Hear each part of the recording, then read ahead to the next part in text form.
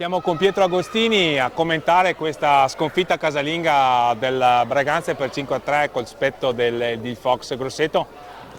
Complimenti comunque Pietro per la tua prestazione, ti è mancato di poco il gol questa sera. Sì, purtroppo sì, quest'anno non ne voglio sapere di andare dentro la pallina, però i minuti che li gioco li faccio sempre al massimo, sono contento che il mio minutaggio in pista stia crescendo ogni partita, spero che arrivi soprattutto per aiutare la squadra perché ce n'è bisogno.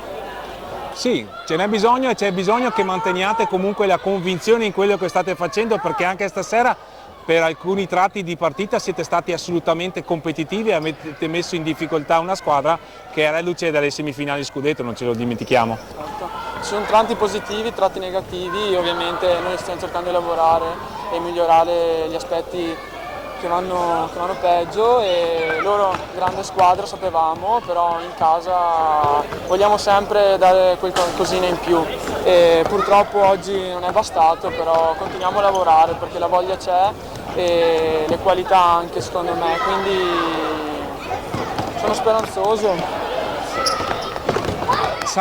Domenica prossima avete il derby con Bassano che è l'inizio stagione, avete incontrato in quel di Valdagno.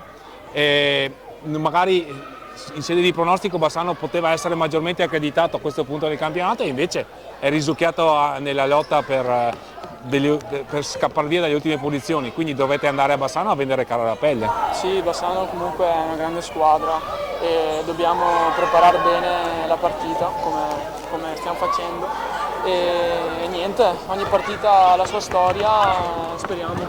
In cosa pensi di dover migliorare particolarmente, Pietro? Penso di